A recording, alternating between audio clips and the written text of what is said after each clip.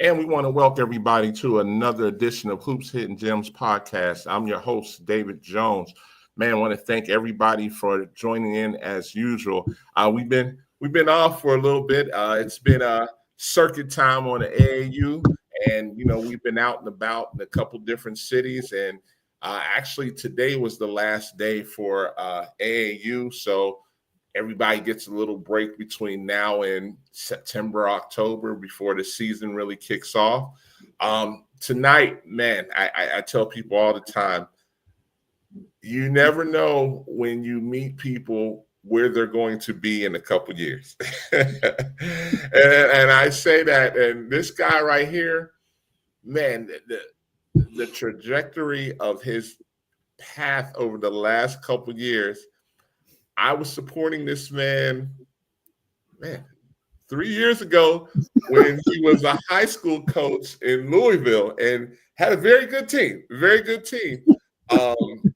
Took that team and parlayed that into an assistant coaching job at his previous last stop at Edward Waters University.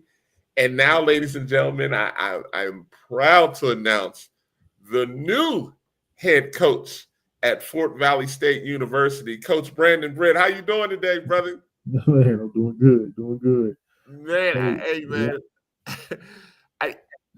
your path is just like I tell these kids. If you keep your head down and you work, people are going to notice. And man, here you are now. It was just 3-4 years ago. I was taking that ride up 75, 65 to get up to Louisville to see you coach a very good team. And now you in the SIAC, man, how crazy is that, man? This is wild, man. I didn't, I knew my goal, my dream was to be a college head coach, but I just show up every day and work, man. That's it. Like I'm passion driven. I love what I do. I love every stop I've stopped at. All the guys I always, privy to work with and learn from. I'm excited. I'm humbled about it, man. This is a crazy journey though. But I mean, I knew I would get here at some point because I obsess about the game. Love it. So, just kept working, man. It's all part of God's plan for me. Man, and I know Huff would always say the value you brought because, like you said, your attention to detail. And man, I'll be honest, I didn't think it was going to happen this fast. I mean, as there's a lot of coaches that, like they say, they have to pay their dues, and sometimes it takes time. But it's like you're like a star in the game, and it was just, I knew it was bound to happen, but I'm like, man, here we are. And when it happened, and when I got the text from you, I was like, what? Okay. But man, I couldn't be more happier for you. I know your people back home in Louisville are happy for you. I know the Edward Waters family's happy for you. I know the SIAC is happy for you. Georgia is definitely going to welcome you. You're going to, you already had established roots here because you came to a number of events. So it's not like you're a stranger here in Georgia. And man, I just sit back and laugh because, how many times have we seen each other at stops, whether you're at GHSA or you're at one of Sean's events or you're at a JUCO Jamboree and stuff like that. And, we see each other, we always give a pound and talk for a couple minutes and, we just shoot the breeze. And don't forget Lemon Street. Oh, yeah, the Lemon Street as well. Yeah, Lemon Street as well. But you were all over. So, from a coaching standpoint at Lemon Street to scouting Lemon Street, how crazy is that? Like, man, it was like Huff already set everything in place for you to be a successful head coach. And, shout out to our guy Huff, because, without Huff being, very instrumental in this, he was a big thing in you being right here where you're at right now. And, shout out to our guy Huff, man. I mean, this is big. I know he's happy for you as well. I know he hates to see you leave, but, now it's part of his coaching tree, because you've taken what you've learned there and you've ran with it, man. Absolutely. Major shout out to Huff. That's my big bro, man. Learned a lot from him the last couple of years. Very thankful for him bringing me on his staff and helping him build his program. And I gave him everything I got. I hope he knows that. I'm always paying homage to him. Thankful for the opportunity he gave me. So, like, very, very, very thankful. Learned a lot from him, man, and continue to. So, I'm still going. I talked to him earlier today. You know what I'm saying? Me and him still talking daily. That's my dude. I wish him nothing but success and 1,000 years of peace and happiness, man. Everything he does. I told him earlier, like, man, it's the only time we're going to be against each other is those 40 minutes, man, when Fort Valley plays Everwater. That's it. After that, man, he's still my guy. I wish him nothing but the best, but, it's just them 40 minutes. We got to go at it. That's it. Hey, man, how is that going to feel going up against your former boss, man? How's that going to feel, man? It's going to be fun, man. It ain't not. I don't look at me personally. I don't look at it like it's a me versus him type thing. You know what I'm saying? It's just both two guys doing what they love to do, man, and giving back to these young kids, young boys, soon to be adults, man, giving what we were given by somebody else. So it's all it is, man. And it's all fun and good competition. We talked about this backstage. I mentioned with games, and I mentioned the Morehouse game, but how could it even slip my mind? The Edward Waters Fort Valley game. Man, I gotta circle that one, man. I definitely got.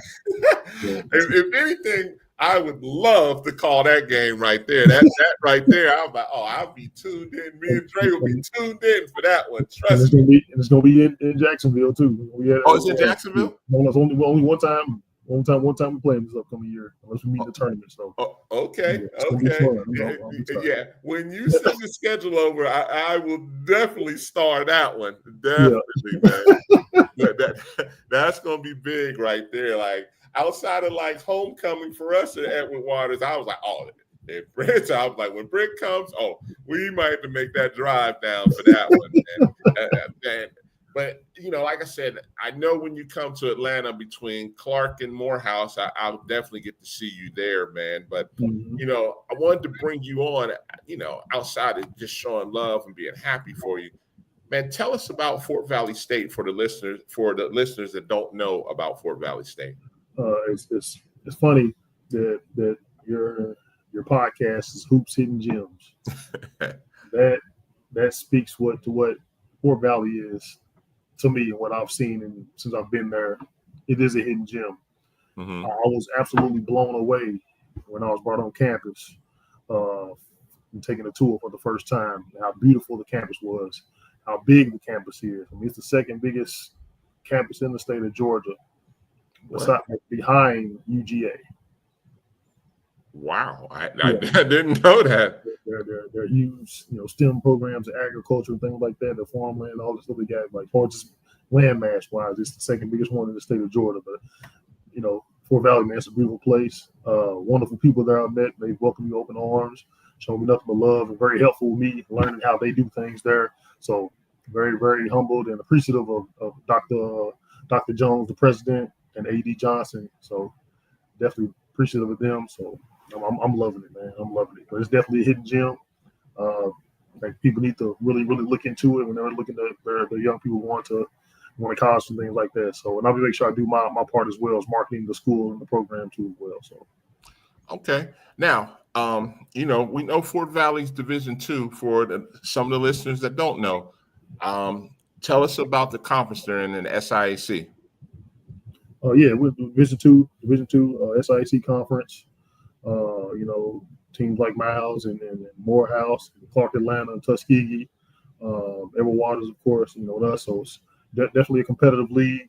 A lot of good athletes. Like, got a lot of good basketball, a lot of good coaching too as well. So definitely, and very, very, very fun game environments. Like, I feel like that's one of the things that really separate SIC and seeing some other conferences I've seen and been involved with as well. But very competitive league, man. Good coaching, good players, a lot of talented guys. So I'm definitely excited though. SIC is one of the conference to look out for these next couple of years for sure.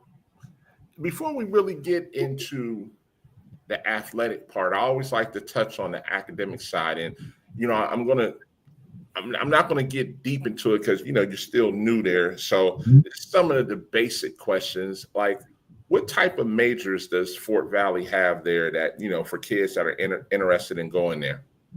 The agriculture is probably one of the biggest things they have there, in the STEM, science, technology, engineering, and math. So those are two of the bigger programs they have there. Agriculture, they're farming, like they make goat ice cream and goat milk right there on campus, and they have farms. You can get pork chops and things like that from different farm animals they have there. So those are two of the bigger programs they have there that are really, really, really huge there. So and they put a lot of money to it, and a lot of people come out of there, with degrees in those fields and finding jobs initially, as soon as they get out. So they're definitely huge there. Now at Fort Valley, I mean, I know there's certain requirements, but I'll let you tell it. What type of GPA do you need a student athlete to have to get into Fort Valley? I think minimum is like 2.5 at least you got to come in with. Okay. But for you to really have a really good shot, it's gonna be over 3.0. But 2.5 I think is probably the minimum you can get to get in. But ready to have a 3.0. So you'll be on the wait list. If you come with a 2.5, you have to wait and see how many 3.0 kids is coming in. So definitely very high academic school is very important to them. Very rich academic history. And this is something I like to hammer home all the time, because with you being a D2, you like to stack your scholarships, correct? Mm-hmm. So with that being said, and since you already mentioned Fort Valley, is agriculturally based and all that, but in its HBCU base, do they have presidential scholarships at Fort Valley? Yes, we do. Uh-huh. Okay, and to get a presidential scholarship at Fort Valley, it's over 3.5, or I'll let you tell it. What are the requirements for that presidential? Yeah, a little 2.5 GPA. Yeah. Okay. I don't remember seeing anything about your ACT or SAT scores exactly, but I believe it's over 1,100. Don't quote me on that part, but I know it's at least you have 3.5 GPA. Okay. Now, and even as we're coming out of academics, as we get to athletics, I like for those prospects that you're looking at, how attractive is that for someone to come to you and say, hey, coach, let's put Pell aside. Hey, I was awarded the presidential scholarship. Fort Valley already accepted me. How does that look for you? And I always like to talk about this because it's the importance of, you saving money and being able to spread that out to different players. And, they're Hope eligible. They got they're Hope eligible. They have a presidential. That's almost free, if I'm not mistaken. That's almost free. So, of course, you're going to look at those kids when, I always like to mention those two. And then, it's the rarity of the kids that get the GI Bill money as well. So you really like those, like, oh, yeah, I mean, if that don't cost you anything, it's kind of like you're not hurt. Not to say you're not hurting the program, but you're more attractive when you're free. Yeah. The guys coming in with Hope and presidential scholarship, they're way more attractive than a guy that's going to have to spend X amount of dollars on. We don't have the unlimited financial resources when it comes to scholarships. We do have athletic scholarships for sure, but it definitely makes you more marketable if you're coming in with high academics. So that's gonna really make me put my eyes on it. Okay, all right, there might be a kid averaging 22 a game, but he got a 2.5 and he doesn't get Hope or anything. Then I got a kid average 18 a game. He gets Hope and he gets presidential. I'm probably gonna look at that kid. Yeah, it's that similar and there's not that much far of a disparity, So definitely gonna make it more marketable having high academics. And I always ask anybody that has those presidentials, and I bring that up because I stress education so much, but a lot of these kids don't understand, like, there's so many qualified kids out here that you look at and say, hey, this kid is good. This kid is good. And when it comes down to just small details, even like that, and you're kind of on the fence between player A and player B, sometimes that makes a big difference in why you take them or not. it really can come down to being the difference maker. Yeah. It has this offseason for me coming in late July. Exactly. And, I'm glad you said that. Like, even when you're looking at this time, like those kids that can get that type of money, and like you said, you're spreading it around, that's huge, man. That's one of those things where, especially at HBCU, like you're not fully funded. So you have to make it work. And making it work is a lot of times with kids taking care of business in the classroom. Absolutely. So, as I'm coming out of this, coming out of the academic part of it, what can we expect for Fort Valley this year, man? Conference championship. Okay. Conference championship. Now, are you guys on the east or west side? We are on the east. Okay, you're on the east side. Mm-hmm. That east side, that's Miles. That's Miles in them, right? Miles on the west. They're on the west. Okay. On the east is Morehouse, Clark, us, Albany State, Savannah, Edward Waters. Benedict. Oh, Benedict. Oh boy. Yeah, that's the gauntlet over there on that side. Definitely gauntlet. Okay. Hey, championship it is. Hey, if you said championship, then it's championship. Where we gonna go with? And you have to have that mentality anyways, because nobody is coaching to say, oh, well, we're just trying to improve every day. No, you're trying to win. I mean, you're competitive just like anybody else. Yeah, most definitely competitive, and it's all respect to other players. Oh yeah, for sure. But got championship aspirations for sure.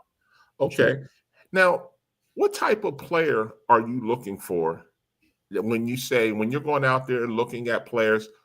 What sticks out to you to say that's a Fort Valley player? That's a kid I want in my program.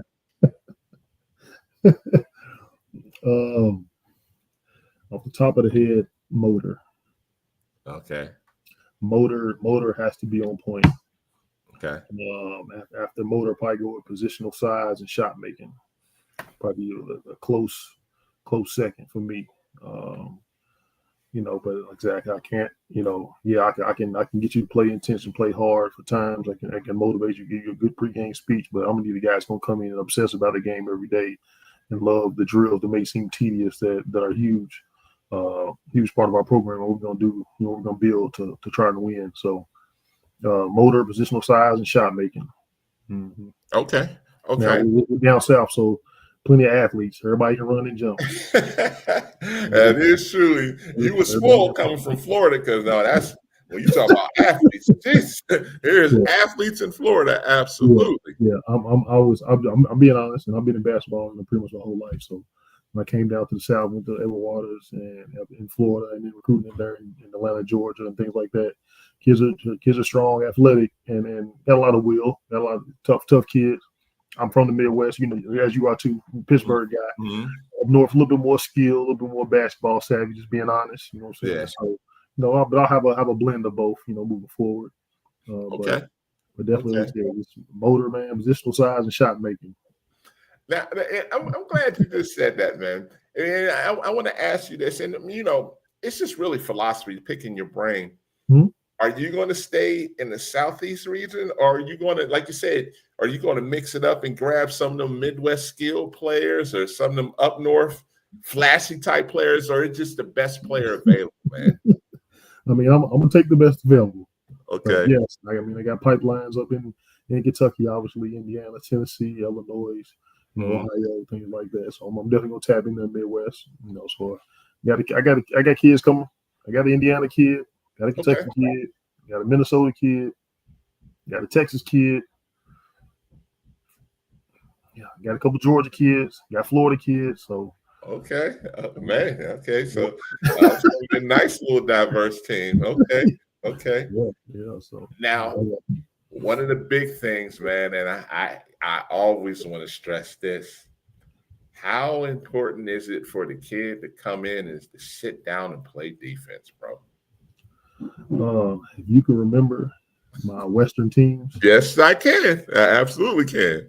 I'm a defensive guy to my core. So yes, it's probably the most important thing is going to get you on the floor and keep you on the court. Mm-hmm. But I'm going to recruit offensive guys, but defense is going to be in the culture. If that makes sense. Oh, no, it absolutely makes sense. I won't necessarily recruit Patrick Beverly. I'm going to recruit Kyrie Irving, and my communication, my daily regimen is going to have him playing defense. If that makes sense. No, will Kyrie Irving ever be Patrick Beverly individually on defense? No, but Patrick Beverly is not going to score the ball like Kyrie Irving. I can't teach a guy to score in 3-4 months from August until November, December. I can't teach a guy to put the ball in the hole like that. You know what I'm saying? Mm-hmm. I can get him more efficient, working the shot selection, things like that. But you can put the ball in the hole, or you can't, man. So, but defense is going to be very important.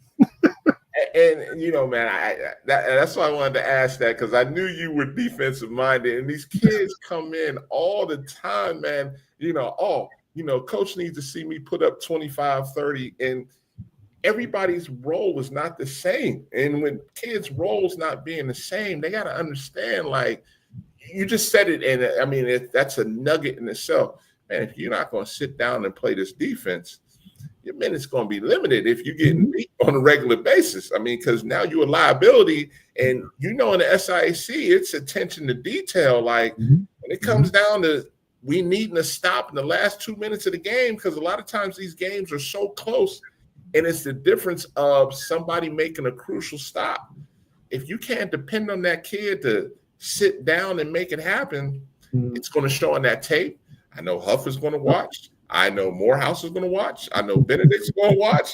And they're going to be looking for that weak link. You know what I mean? Mm-hmm. So, and how can I say this? Like, all you guys know with each other is going to run. So a lot of times it comes down to the second, third, and fourth option, the variations of your offenses to get that bucket, or it comes down to what you just said, a guy just being able to flat out get that bucket and the other team knowing who's going to do what, because, I mean, you guys watch so much tape. You know your out of bounds sets. You know their sets when they line up certain ways. You know exactly what they're going to do. So it's not like they're catching you off guard unless they just completely shelve what they're doing halfway into the season. Like, oh, we're going with something different. Mm-hmm. But yeah, like, I mean, and for you, like you've seen every team in the league, so you have a good idea of what they run, what their basic principles are, and all of that. And you said how important defensive is, but I always ask this question because I want high school coaches to understand how important this is. How important is it for these kids to come in and know just the basic principle of the defensive shell drill, man? Mm-hmm. Mm-hmm. I mean, that's gonna. Would you agree that's gonna put them a step ahead by knowing that and playing the passing lanes and knowing all that? I'm a defensive guy too. Don't get me wrong. Yeah, I used to like to shoot too, but I quickly found out if you don't sit down and you don't understand principles, it's not that you won't have a chance to play. It's just you get a better grasp of the system a lot earlier. Yep, absolutely. So, and with you being who you are on the defensive end, in my mind, that's going to stick out. Mm-hmm. Mm-hmm. I spent the last couple of years at Waters with Huff. He was a coordinator. That's what I did. You know what I'm saying? So, that's still there. I'm going to do a little bit more offensively, obviously, but yeah, man, got to sit down and guard. You got to understand the team rotations. You got to understand everything. You know what I'm saying? So, because it comes down to those concentrated possessions at the end of the games where we're going to try to get the offensive guy to play percentages and have him doing what we don't want him to do, where he's less effective, Like your guys like Alvin Miles last year, Player of the Year, or Shakir Poteet at Albany State, like those dudes, they gonna get to their spot, they gonna get their shot off. But can you make his percentages go down a bit? You know what I'm saying, and make it less likely for him to, do what he does. So you know what I'm saying. But at the end of the day, guy can put the ball in the hole, you put the ball in the hole. They always find a way, man. So absolutely, man. And that's the thing I love about these games. And we know basketball is a game of runs. I tell people all the time, and sometimes I could be sitting next to somebody and, you you guys could be now 15, 16, 17 points. I'm like, man, listen, basketball is a game of runs. These games are far from over. I'm like, talk to me when it's about 4 or 5 minutes left in the game, and you'll see that a lot of times that large lead has been erased because adjustments have been made, or that person that had the hot hand, they made some defensive adjustments. Like, no, we're going to shut that down. Somebody else got to beat us. You know what I mean? Mm-hmm. And that now it comes down to 4 or 5 minutes. It just comes down to execution. Just plain and simple. It comes down to execution, man. If you got that bucket getter, maybe he can get hot again, but it comes down to who executes in those last 4 to 5 minutes. And that's the game a good portion of the time, because a lot of you guys are so evenly matched, man. And even as a commentator, we could be going through the motions back and forth, but those last 5 to 10 minutes, we're locked in, and we're letting the fans know, listen, like, this is getting ready to come down to details over these last couple. And, we'll point out who has the hot hand and this, that, and the other. And sometimes in knowing some of you guys, we'll say, oh, he wants to do this. So we know what he likes to do. And it's fun, just doing that, just to try and paint a picture for the audience to see what it is out there. But, man, I always like to ask this as well. What type of offense are you going to be up and down, or are you going to be a more controlled offense? What's going to be a Coach Britt Fort Valley State style of offense? We go push the ball. Okay, so you said it's going to be a little up tempo then. Yeah, that'll be something that'll be ingrained in the DNA of our guys when they get on campus. Okay. Playing up tempo, being aggressive. Obviously, when the game's tighter, we be more controlled. But we definitely gonna play up tempo. We're gonna use our size, our athleticism, our shot making, and create advantages and disadvantages for the defense. I always have a guy at every position that can knock down an open shot, and guys that can draw double teams. Basketball really comes down to that simple. Okay. Now, man, and I always love to ask this as well. How big on development? When you take a chance on a kid that still needs to develop, naturally every freshman needs to develop, yes. But a lot of times there's kids like you said, you can see that athlete, and with some development in your mind, you're like, I could turn this kid into something special. Or sometimes you look at it like, I can make this kid an all conference, or this kid could be a very valuable piece. So how big are you going to be on developing a kid? It's really important to me. I was in charge of high school recruiting at Edward Waters. Recruited high school kids who were obviously going to be ready to help us, but also continue to develop them, sharpening their sword and the things they're already good at, and then them improving them and areas that may lack. So as a head coach, I'm still going to work as an assistant and going to be very, very, very hands-on involved in player development, working on footwork, working on reads, working on, them attacking in spots where they know they're going to be strong at already, okay, and understanding we need to work on this, but we're not displayed in the game early in the season, but we're still going to work on it, because by mid-season, I need you, say, going left, getting to your pull-up. You're really strong going right, get to the basket or something like that, but we need to work on this, So it just depends on what it is, but as a head coach, I'm still going to be very, very, very hands-on involved in the development of piece of the game, because I think a lot of people, with the transfer portal, it kind of can make coaches lazy, because the guys who are more likely coming in ready-made at the college level, but there's still ways they can improve their game. So I'm going to be very, very big on player development, because players make coaches. So as long as we can continue to develop the players to be good, regardless of the system we run, they'll be able to execute it if they can know how to play, if they can play, if they can put the ball in the hole, they understand reads, understand the totality of offense, and their teammates too as well. So that'll be very, very important for me. Okay. What's a typical day going to look like for Fort Valley student athlete? Are you going to have morning practices? Are you going to have evening practices? I mean, I know there's going to be a bunch of film study. I already know that. What's a typical day going to look like? Have you thought about how you're going to have that, or is that going to depend on like how how the kids' class schedules are? We kind of already got set in place at the school. The practice is going to be between 12 and 3. So we'll come out. We have weightlifting, strength and conditioning at noon, and then we'll get on the court activities depending on the hourly week we have, with compliance. So early on we have 8 hours, so we'll have an hour of strength and conditioning. We have an hour on the court. So depending on what we got going that day, but player development is going to be huge. So that's always going to be implemented. So they'll have class in the morning, obviously. Then we'll have workouts or whatever we got going from 12 to 3. And after that, we got more class, and then they go to dinner or whatnot. So, that's definitely that's pretty much the day. 12 is going to be our window for player ball coach. Okay. And as you get closer to the season, when you can open it up to, like you said, start out with 8 hours a week, and then as you get close to the season, you'll get up to 20. What's it going to look like then? I mean, are you going to film your practices, or how? I just want I want people to understand, like, the details that's going to make you, well, not make you, because you're already a head coach, a really good coach with those attention to details things, because a lot of times kids don't understand coming out of high school, going into college. Like, I know what you were doing at Western. Like, I know there was film there already, but you don't understand how important to look at tendencies, or to look at, they're going to run this offense. If you don't pay attention to X, Y, and Z, you're going to get caught off guard.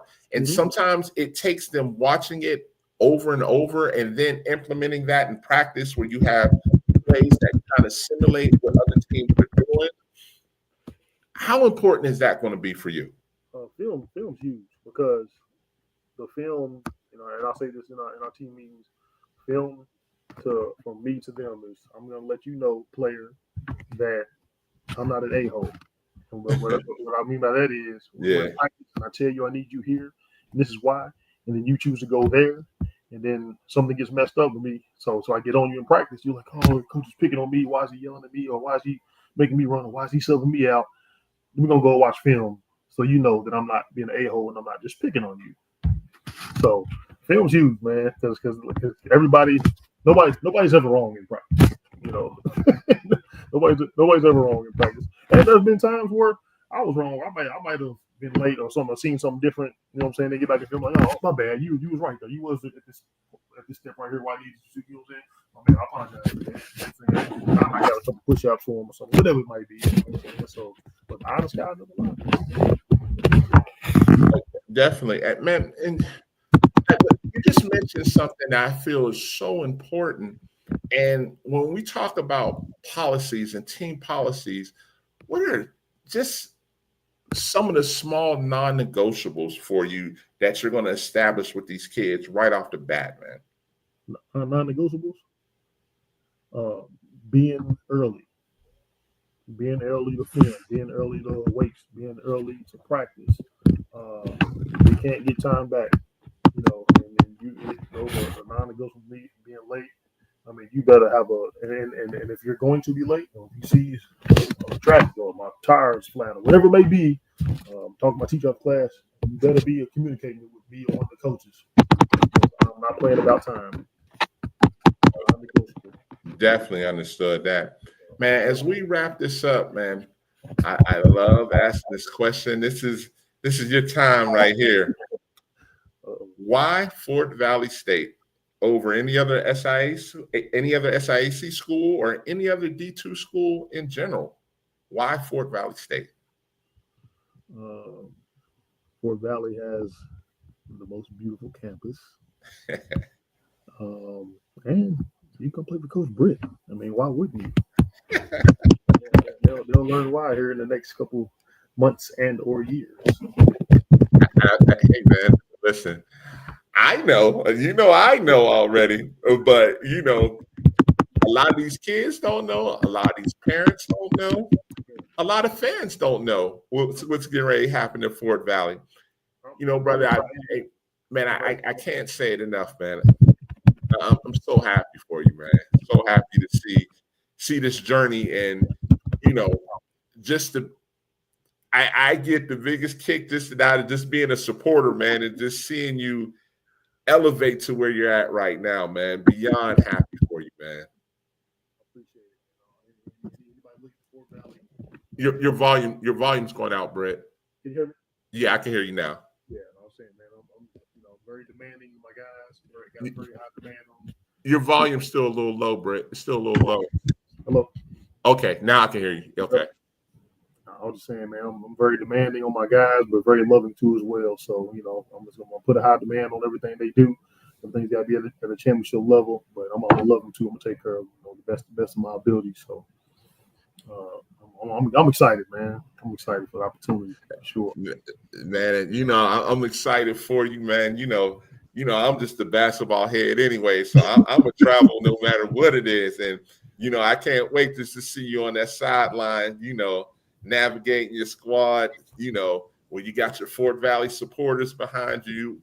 Fort Valley's not that far from Atlanta, so I know when you come up here, some of those faithful will come up here, and alumni are here as well. So I'm sure they'll be at those Clark and Morehouse games. And well, let me ask this: I just thought about, does Fort Valley have a basketball homecoming? Yes. Mm-hmm.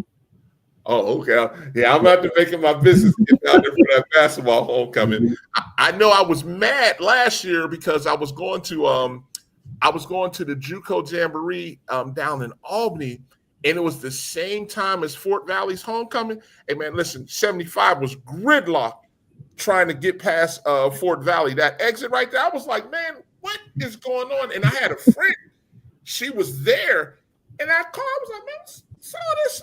I'm just trying to get. I'm not going. I'm just trying to get past. She was like, oh no. She was like, it's Fort Valley's homecoming. I was like, oh, okay. Fort Valley faithful show up. They show up, show out. Yeah. I quickly learned. And I like I told you, when you got the job, I was like, oh, just a little tidbit, man. And I'm interested not only from supporting you standpoint. My grandfather is originally from Fort Valley. I've never been there. I've never been there. So with my grandfather being from Fort Valley, I told the family, I was like, hey, I'm going to where granddad is originally from. I was like, I'm just interested just to see what the city looks like. Of course, I want to see what the school looks like. And since you said this, I do want some of the pork chops, brother. So go ahead and let them know to cut me some too. You got even more reason to come to Fort Valley, man. Come through. Man. Absolutely. Definitely. Hey, man, listen, man, again, man, congratulations, man. Proud of you is just an understatement, man. And like I tell people all the time, whether you're a kid or you're an adult, the work's going to be the work. And, man, you put it in and it's being noticed. And here you are, brother, man. Just big time congratulations, man. Man, thank you. I appreciate it, man. Very humble for the opportunity, for sure.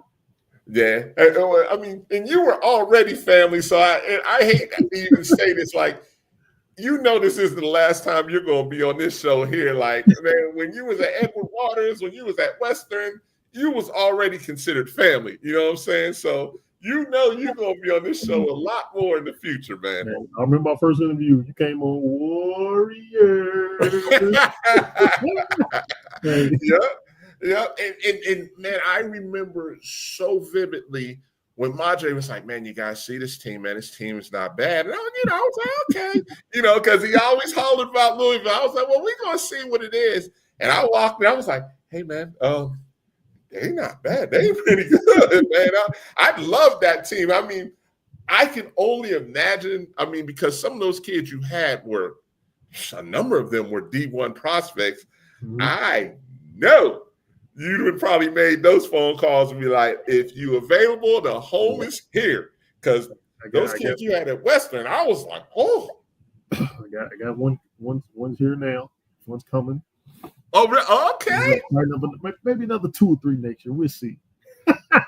Listen, I knew what it was. I was like, I know I'm going to see a Western kid on that team because what you had, that team, seriously, man, that team was really good, man. And those were college level players. And if, they looked at you like as a father figure, man. And that's where I give you even more credit, man. Like that team responded to you, man. And I could see them wanting to play for you in college, and if they do, SIAC, you better be ready.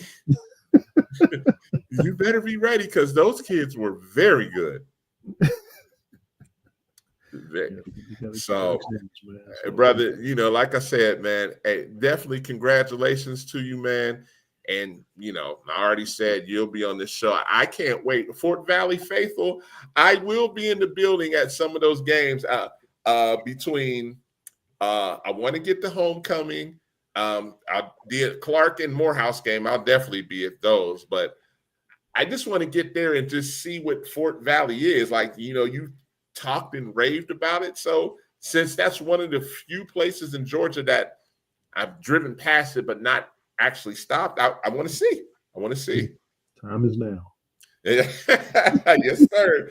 Time is definitely now. Well, brother, like I said, go ahead and enjoy the rest of your evening, man, and we'll be talking real soon, okay? Yes, sir. You do the same, man. Appreciate you as always. Definitely, man. Anytime, brother. You take care, okay? Yes, sir. You too, my man. All right.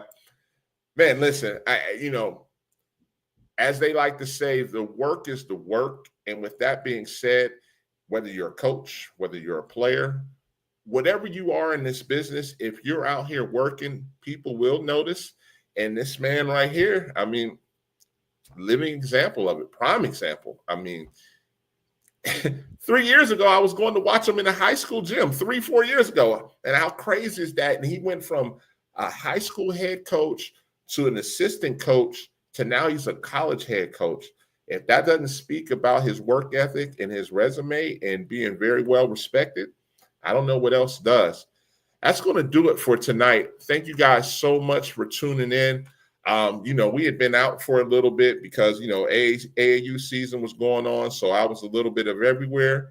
But, I mean, we're going to get back into having this show on a weekly basis because now that the season's over for AAU, I do actually have some time. Can you believe it? So I want to get men's coaches back on. I want to get women's coaches back on of all levels from D2, D3, D1, JUCO, NAI. I'm open because I want people to know every level because all you guys think you're going D1, you're not. And that's no knock. And some of you guys are going to go to lower levels and work your way up. Some of you are going to go to certain levels and have a good career. Some of you are going to go to certain levels and be role players. There's nothing wrong with none of that because you got to remember it's all part of the team. And if you're part of a team you want to win, you got to know your role and you got to play it well. That's going to do it for tonight. You guys have a good evening. Like I said, we're going to get right back to this. We'll be back on next Sunday or Monday, one of the two, and we may have a surprise show in between that time on maybe a Thursday or Friday. It's not for certain yet, but we'll get the schedule going for that. But thank you guys for tuning in as usual. This is episode 110. Oof, it's been crazy. 110 over 5 years. Hard to believe. Thank you guys so much for staying tuned in and locked in. And we'll see you next week. Good night.